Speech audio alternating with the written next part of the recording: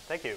I mentioned my specialties are old philosophy and abstract philosophy. So I'm going to make one old-fashioned abstract point, which I think is all I'm really qualified to do. I'd say I'm American. I was tremendously excited when the Occupy movement began. I'm still trying to make sense of everything that happened and what's going to go forward.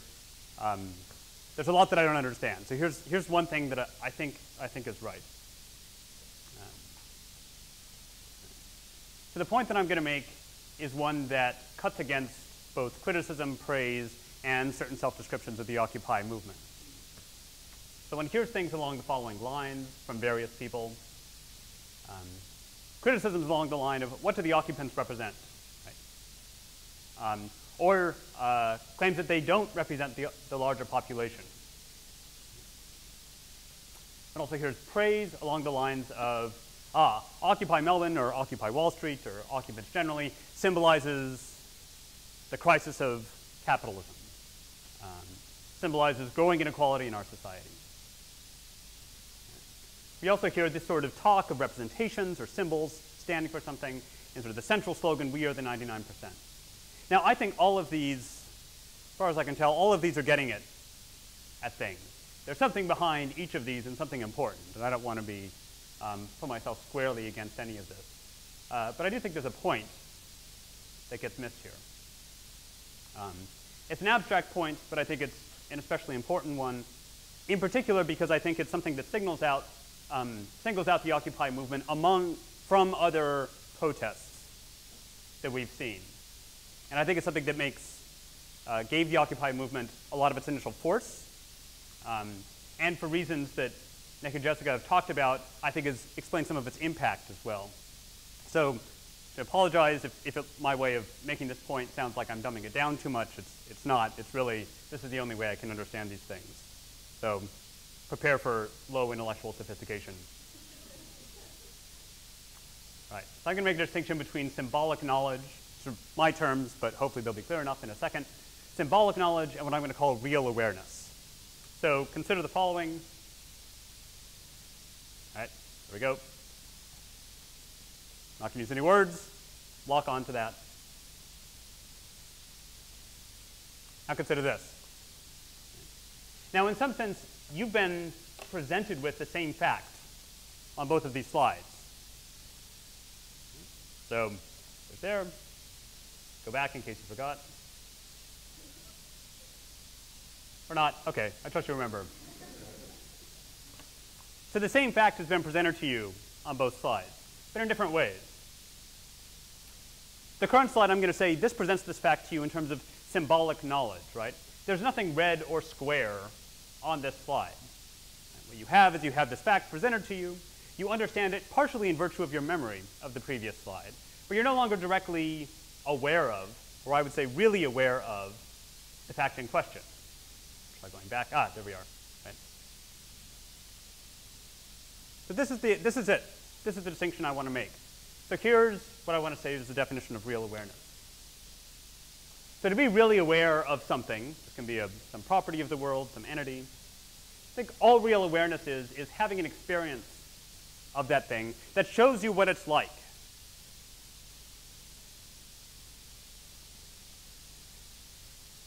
And you have to actually have the experience. You can't just sort of remember vaguely what it's like and then put it together yourself. So why in the world does this matter?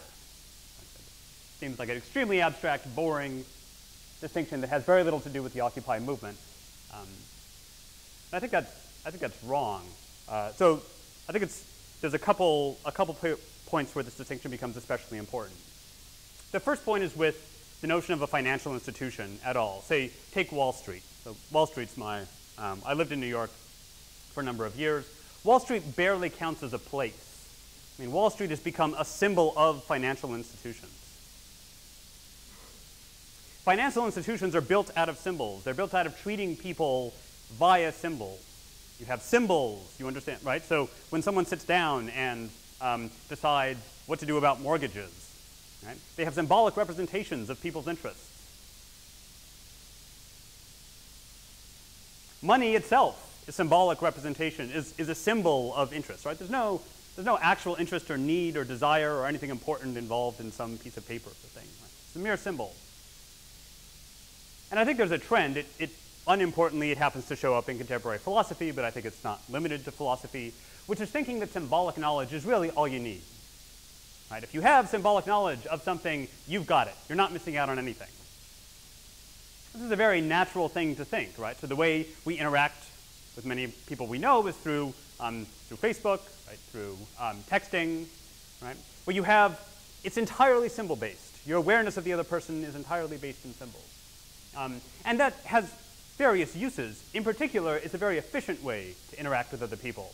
If you're interacting with people via symbols, you can do so much more quickly, and you can interact with much more people than if you had to be really aware of them. But I think no amount of symbolic knowledge can make up for real awareness.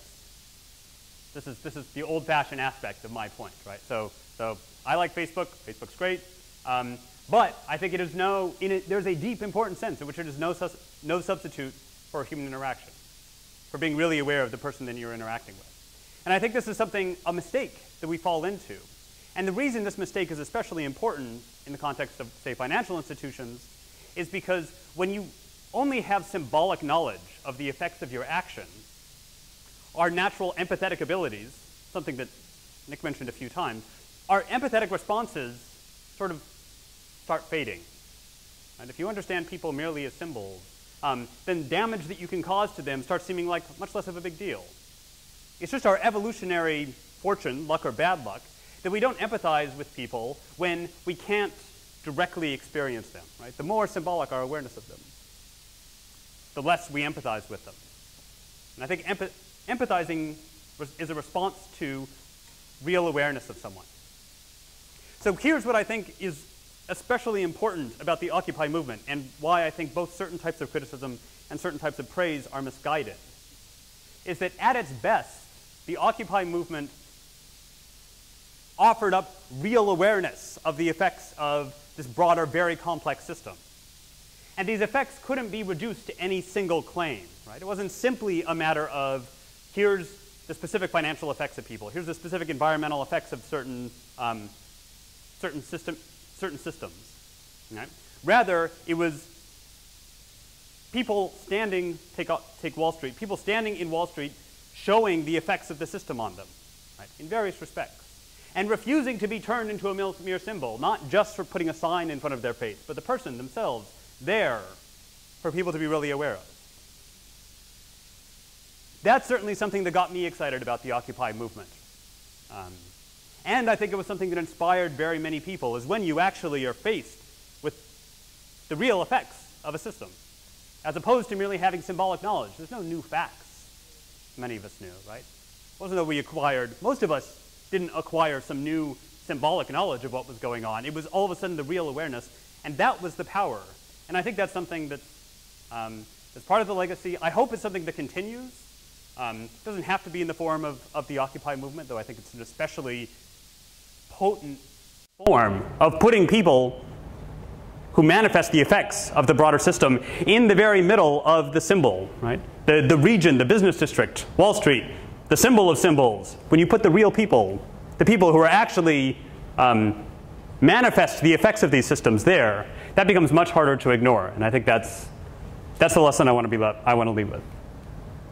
All right, thank you.